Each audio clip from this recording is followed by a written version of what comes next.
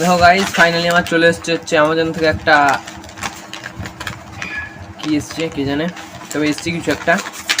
হ্যাঁ, সেই অর্ডার করেছিলাম ডিজিটাল থার্মোমিটারটা, সেই এসিতে লাগাবো বলে। তো চলে এসছে এটা, এটাকে ফার্স্টে আনবক্সিং করি।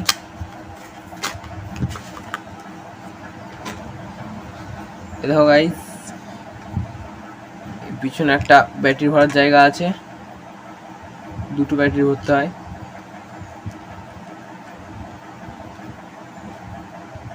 এটাকে এমনি করে এটার সাহায্যে মাপে কত ডিগ্রি সেলসিয়াস তাপমাত্রা আছে বাইরে। চলো এটাকে টেস্ট করা যাক, এটা চলছে, কাজ করছে কি কাজ করছে না, তারপরে এটাকে এসিতে লাগানো যাবে। ফার্স্ট এটা তারটাকে আমি খুলে নিলাম। দেখো এটা হচ্ছে ফ্রিজ, ফ্রিজে বরফ ভরা আছে, সেই বরফের জায়গায় আমি তারটাকে রাখবো।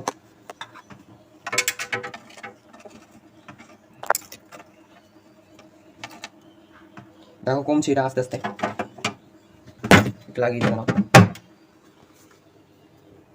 18, 17 কমছে। গাইস এটা কাজ করছে।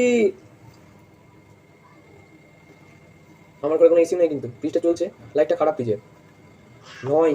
ও গাইস, এত ঠান্ডা যদি আমার এসিটা হয় তাহলে তো আমি উলুলে উলুলে। দেখি মাইনাস নামে কিনা। 4 degree Celsius guys, 3 degree Celsius guys. নামছে গাইস, নামছে আস্তে আস্তে নামছে গাইস। 2, 1 হোক গাইস, মাইনাস দেখেই আমি ভিডিওটা অফ করবো। তো এটা খুব ভালোভাবে কাজ হচ্ছে, এটাকে লাগানো যাবে এসিতে। এই তো 1 গাইস, 1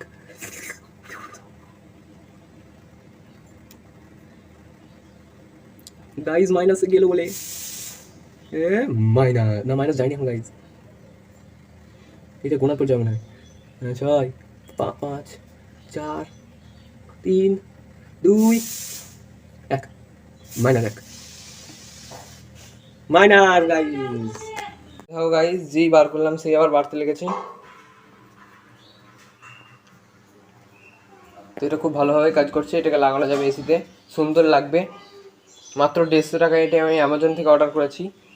এখনই দেখো রং করছিলাম এসিটাকে, এই দেখো এসিটা রং করতে দিয়েছি, রং করতে রোদে দিয়েছি, রং করে এটার প্যানেলটা লাগিয়ে নিয়েছি। এই দেখো সেই পেনের রিফিলটা দিয়ে